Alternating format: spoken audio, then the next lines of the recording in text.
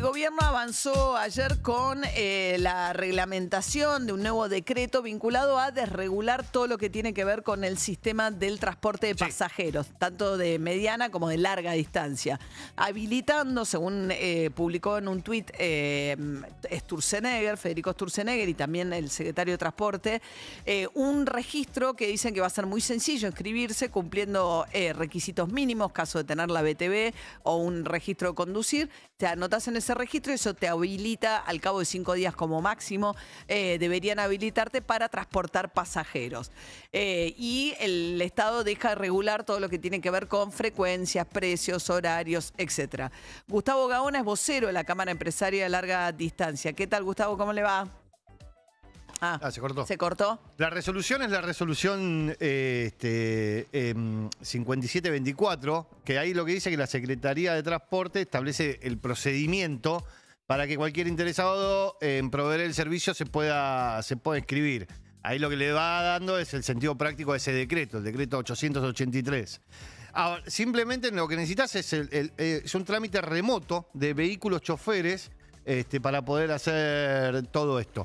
Esto viene de la mano, ya lo comentábamos antes, de que habían desregulado también el sistema aéreo, el transporte aéreo de personas, donde permitían que gente con avionetas lo pudiera hacer. Tal cual.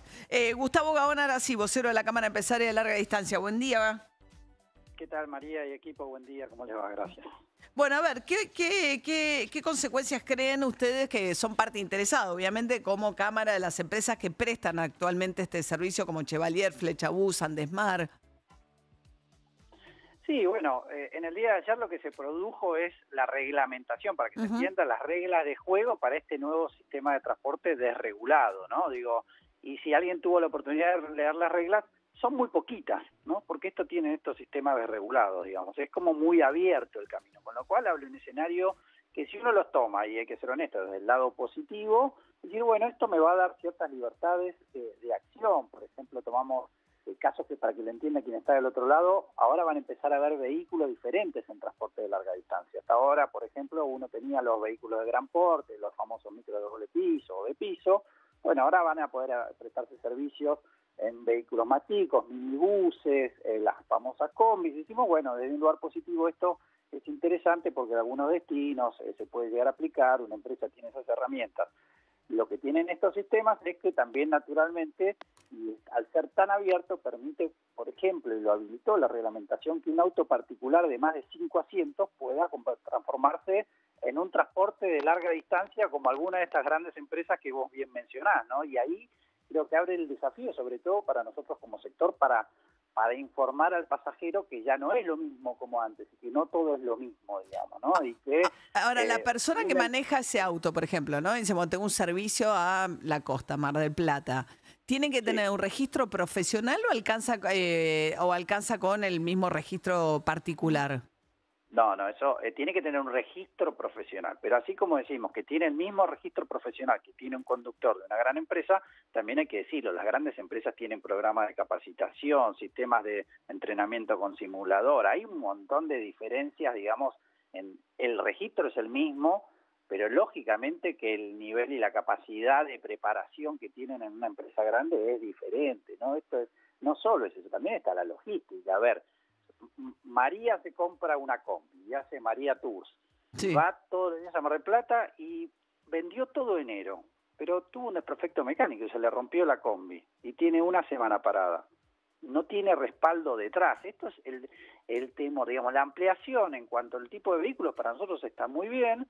El tema es los requisitos que se le piden a estas nuevas compañías, que en realidad pueden ser cuentapropistas, que pueden ser monotributistas, que por supuesto tienen que tener vehículo habilitado, que por supuesto tienen que tener el carnet de conducción profesional, pero decimos, hay que estar atentos a esto, ¿no? Porque nosotros estamos de acuerdo en que se amplíe el sistema, que, insisto, este sistema tiene ya hasta algunas características que vemos como positivas que se van a empezar a aplicar este verano, pero atención con que una cosa es crecer, otra cosa es precarizarse, hay que estar muy atentos en eso, y bueno, son los riesgos que tienen estos sistemas altamente desregulados, digamos, donde las reglas son muy pocas. ¿Qué países tienen sistemas así? ¿Cómo? ¿Qué países tienen sistemas así? A este nivel de desregulación en transporte de larga distancia, poco. Chile tiene un sistema desregulado, pero obliga a ingresar y terminar los servicios en terminales. Este nuevo sistema no lo tiene. La Argentina, la verdad que tenía un sistema de los más desarrollados del mundo en términos de conectividad, más de 1.600 destinos. Aclarar que era un sistema que no le generaba 0 pesos de gasto al Estado, porque no tenía subsidios hace muchos años. Lo que hay que decir es que esta lógica desregulatoria viene más lo decía creo que David al principio, viene más de la desregulación del aéreo y de otras cosas, y a nosotros nos tocó por default. Sí decimos, el sistema estaba con muchas normas muy encorsetadas, realmente... Pero, por ejemplo, ¿ustedes no podían parar más que en Retiro? Nosotros, bueno, exacto. Hoy por hoy nosotros estábamos obligados a parar en todas las terminales establecidas, y eso generaba mayores mecanismos para el control de las unidades y demás, pero por el otro lado éramos rehenes de operadores que nos atendían y atendían a los pasajeros pésimamente. Entonces, como la estación de Retiro, o sea, porque Otero es una calamidad, Retiro es una calamidad y han pasado las distintas gestiones y sigue en manos de alguien que además te cobra, digamos, la estación está en un estado lamentable, ahí está la mafia de los taxis, los locales cobran lo que le dan la gana, porque además son locales del mismo dueño de la estación, y después hicieron otra en zona sur que se la dieron también a Otero, increíblemente. Esto obliga a las terminales, a decirlo, a ver, coloquialmente, a ponerse las pilas con el servicio, porque si no la empresa ya no tiene la obligación. Entonces, por eso decía... O sea, ustedes ya no están obligados a parar en Capital, en este caso en las terminales de Otero, que son las únicas 2 que están habilitadas. No, en todas las terminales a nivel nacional. Este sistema ya no exige ninguna parada preestablecida. Ahora, ¿dónde van a ir? Igual hay que ordenar el tránsito, pues no pueden salir los micros de cualquier... No, pues exactamente, pero por eso decía, por un lado, digamos, esto va a hacer que las terminales tengan que ofrecer un mejor servicio para que las empresas las exijan, y eso es bueno. ¿Pero qué alternativa tienen ustedes a Retiro? No, hoy por hoy no tenemos alternativas. Podríamos generarlas, las empresas podrían tener sus propias terminales. Después tendrán que ver las disposiciones de tránsito local, esto hay que decirlo, porque no es cuestión es imposible para una empresa grande frenar en cualquier lado. Digamos. Ahora, ¿cómo se haría en temporada de verano en general? Lo que hace la Comisión Nacional de Regulación del Transporte es llevar inspectores y, por ejemplo, controlar niveles de alcohol en sangre. Claro, como hacen antes los viajes egresados, claro, que los padres suelen pedir, ¿no? Que vayan a controlar la salida del micro, por ejemplo. Sí, no, pero esto bien lo decían. Hasta ahora el mayor nivel de control se da en las terminales. En las terminales tiene delegaciones de la CNRT, que hay que decirlo, los controles son extremadamente exhaustivos y las multas son altísimas, con lo cual hay un control muy grande, o había un control muy grande dentro de las terminales sobre el servicio público. Hoy entendemos que la Comisión Nacional de Regulación de Transporte se va a tener que reconfigurar, salir más a la ruta, porque si ya sobre todo ¿a dónde va a controlar a quién? Porque si hay muchos puntos de partida y muchos puntos de llegada, claro, en todo caso entendemos que va... Sí, va a tener que salir a la ruta, ¿no? Digo, en los controles, en los peajes, va a tener que reconfigurar el sistema porque, insisto... Pero ¿y cómo saben que es cómo saben, por ejemplo, una combi? ¿Cómo dicen, no soy un servicio de pasajeros o un auto de 5 personas? Pero tenés que estar inscripto. Tenés que estar inscripto en el registro, digo, sí o sí. Hay que estar inscrito en el registro, lo que hay que decir, y dándote la derecha, María, es que honestamente, lo que nosotros le reclamamos hace muchos años a la autoridad es dentro de las terminales y dentro del sistema legal han controlado muy bien, afuera ha sido un descontrol. Entonces, ¿cómo lo van a hacer ahora? Estaban las combis del conurbano, ¿no? Que es un sistema que no sé qué grado de legalidad tenía antes, pero ahí estaba todo el sistema de combis del conurbano. Sí, el más complejo de todos, honestamente, son los servicios de larga distancia, por ejemplo, al norte argentino. Sí, que lo que pasa es que es un servicio, hay uno que sale 11, que sale la mitad de los micros oficiales, menos de la mitad. Todo eso es el servicio ilegal que durante años convivió con nosotros y que el Estado no pudo eliminar. Por eso ahora es muy válida se puede la pregunta registrar. ¿Cómo van a controlar a todos ahora? No lo sabemos. Pero eso se puede registrar, o sea, porque hay muchos, los que salen de 11, en teoría, es un sistema muy usado. Sí, hoy podrían registrarse, no sabemos si el registro le va a dar cierto blanqueamiento a su ilegalidad, digamos, porque en esos casos, y está comprobado, hay evasión impositiva, falta de control de descanso, es absolutamente un verdadero descontrol por fuera de las terminales, con lo cual, insisto, esto genera, bien usado, un muy buen mecanismo para darle más versatilidad a las empresas. Te pongo un ejemplo muy claro, pero es muy pavo, pero va a ilustrar para que esté del otro lado.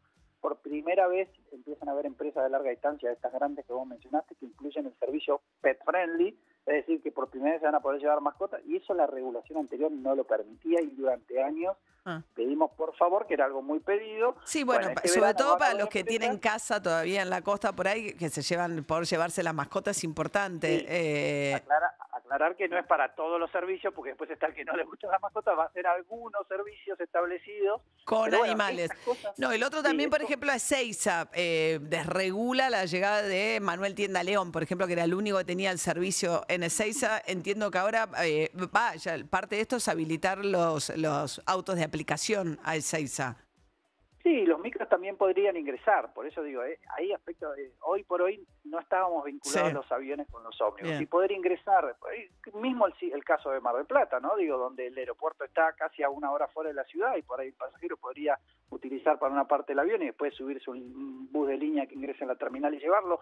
Bien utilizado, bien. Mal utilizado, el sistema no crece, se precariza. Ahí está. Y una cosa más, sí, estamos charlando con Gustavo Gaona, que es vocero de la Cámara Empresaria de Larga Distancia a partir de la desregulación que se terminó de reglamentar hoy con publicación en el Boletín Oficial.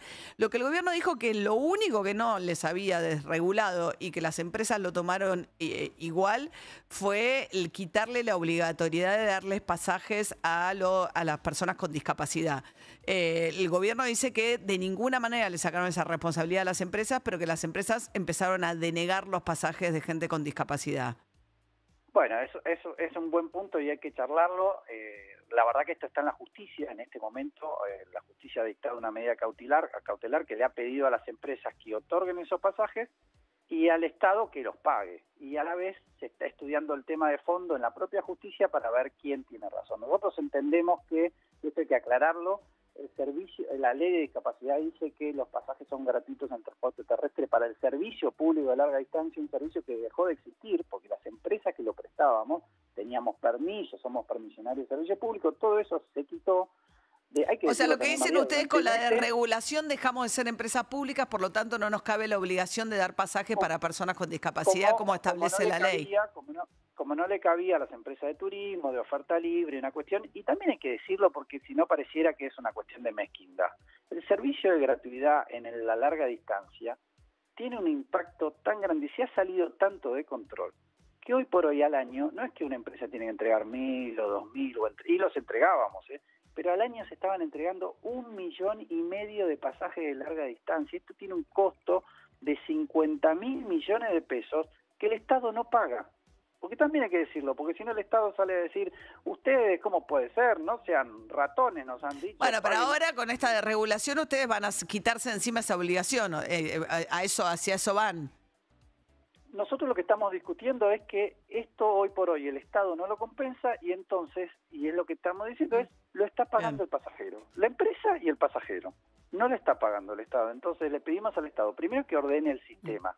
Y segundo, que cumpla con lo que dice la normativa, que es buscarla compensarlo. Pero pagar un 3% del valor real del boleto no es compensarlo. Es decirle, ustedes cumplan con su obligación, pero nosotros no se lo vamos a pagar y honestamente lo termina pagando la empresa y sobre todo el usuario cuando va a sacar un pasaje. Esto hay que decirlo. Gustavo, y la verdad es que hay muchísimo abuso sobre eso. Gustavo Gaona, vocero de la Cámara Empresaria de Larga Distancia. Gracias, Gracias, un placer como siempre. Hasta luego.